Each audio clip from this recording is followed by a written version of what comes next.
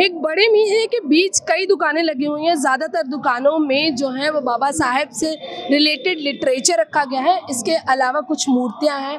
बहुजन हमारे जितने भी महापुरुष हैं उनका जो किताबें उनको लिखे गए, आप देख सकते छत्रपति साहू जी महाराज हो गए, फूले साहब हो गए, इनके कांशीराम हो गए, बाबा साहेब का संविधान लिखा। लेकिन एक चीज़ जो है जो सबसे इंटरेस्टिंग है इन सारी चीज़ों में, मनुस्मृति। आप देख सकते हैं कि वहाँ मनुस्मृति रखी गई है। इस दुकान के जो शॉपकीपर है हम उनसे जानेंगे। भैया आपकी दुकान है ये? कैलाश जी, आपने सारी चीज़ें जो रखी हैं वो रिलेटेड टू अभी तक जो है वो अम्बेडकर वादी। एक अलग से बुक मुझे दिख रही है, मनुस्मृति। मनुस्मृति है। इसमें जो है जो ये दिखाया है कि पहले जो हमारे लोगों को कोई अधिकार नहीं था, महिलाओं के लिए कोई अधिकार नहीं था, महिलाओं को घर से बाहर निकलने का अधिकार नहीं था, कहीं आने जाने की कोई अनुमति नहीं थी, सिर्फ घूंघट के अंदर ही, चार दीवारी के अंदर ही रहना पड़ता था। ये मनुस्मृति के अंदर है। ना कोई महिला पहले यानी कोई DM CM PM जो अब बनती हैं, कोई अधिकारी बनती है, टीचर बनती है, कलेक्टर बनती है, डॉक्टर बनती है, इंजीनियर बनती है, ये इसमें ऐसा कुछ नहीं था हमारे लोगों की। और पिता की प्रॉपर्टी में भी कोई अधिकार नहीं था।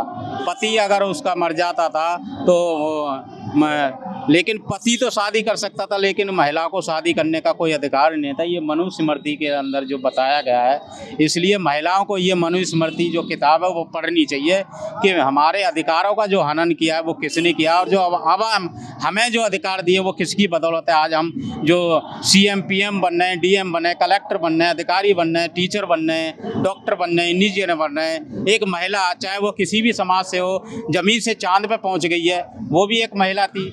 जो प्रथम जो महिला प्रधानमंत्री बनी थी, इंदिरा गांधी, वो चाहे किसी भी समाज से थी, लेकिन वो भी संविधान की वजह से बनी थी जो आज। फिर इसके बाद हिंदू कोड बिल पढ़े, इसके अंदर जो महिलाओं का हनन हुआ है। फिर हिंदू कोड बिल पढ़े कि बाबा साहब ने हमारे लिए क्या अधिकार दिए।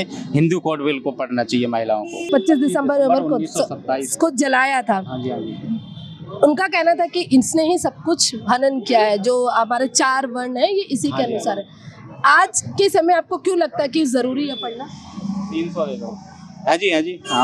बाबा साहब ने इसको जलाया, लेकिन आपको क्यों लगता है कि आज के समय पढ़े? क्योंकि इसी की वजह से कहा जाता है कि जो वर्ण व्यवस्था आई है भारत में। देखिए, पहले बाबा साहब का संविधान नहीं था, पहले मनुस्मृति जो लागू थी वही चलती थी। मनुस्मृति के अंदर जो हमारे लोगों को कोई अधिकार ही नहीं था। क्यों? जब संविधान ही नहीं था, ना हमारा व्यक्ति कोई चुनाव लड़ सकता था, न किसी को मकान बनाने की अनुमति थी, बदन पे कपड़े भी ढंग के नहीं होते थे हमारे लोगों के, उन्हें भरपेट खाना भी नहीं मिलता था, उन्हें पता नहीं होता था कि सर्दियों की धूप और गर्मियों की छाँव क्या होती है। तो इसलिए ये मनुस्मृति को मैं तो कहता हूँ महिलाओं को नहीं, पुरुषों को भी पढ़ना चाहिए, क्योंकि इसमें हमारे भी अधिकारों का हनन हुआ है, जहाँ तक मैं समझता हूँ। क्या आपने पढ़ा है इसको? पढ़ा है मैंने, लेकिन मुझे जानकारी है, ऐसी बात नहीं है। मुझे किसी भी विषय पर आप बात कर सकते हैं, ऐसा कुछ नहीं है। क्या महिलाएं आती हैं इसको खरीदने के लिए? कोई खरीदने के लिए अभी तक है? सुबह से एक भी जन ने खरीदी है इसे? क्योंकि पहली बार ऐसा देखने को मिला। महिलाएं तो नहीं, लेकिन ये कभी पुरुष लेके गए, 2 किताबें लेके गए, पुरुषों ने खरीद। लेकिन उनके साथ जो महिलाएं थी, मैं समझता हूँ कि शायद वो उनको पढ़ाएं। जब उनके साथ महिलाएं थी, पुरुषों ने लिया है, तो उनके साथ महिलाएं थी तो उनको पढ़ाएंगे। फिर वो पढ़ाना भी चाहिए। हिंदू धर्म की बात की जा रही है, हिंदू राष्ट्र बनाने की बात कर जा रही है, ऐसे में आप मनुस्मृति बेच रहे हैं जब बहुत ज़रूरत है हमें बाबा साहब के द्वारा दिए गए संविधान को पालन करने की। ऐसे में मनुस्मृति को बेचने के लिए कोई खास वजह, और खासकर महिलाओं की ही आप बात करें? देखिए, खास वजह तो यही है, तो हम चाहते हैं कि ज़्यादातर जो बहकती हैं महिलाएं ही बहकती हैं। किसी के बहकावे में आप देख रहे हैं जगह जगह, क्योंकि आज जो हिंदू राष्ट्र बनाने की इनकी प्रक्रिया है, इनकी जो हिंदू परंपरा के अनुसार आए दिन, तीसरे दिन कोई ना कोई नहीं ये आडंबर रच देते हैं।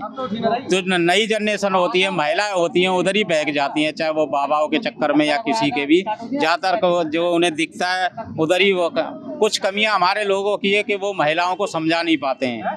कुछ ऐसे पुरुष हैं, कोई प्रोग्राम होता है या छोटा हो या बड़ा हो, कहीं भी हो, पुरुष ही चले जाते हैं, अपने महिलाओं यानी घर की महिलाओं को, बच्चों को नहीं लेके आते।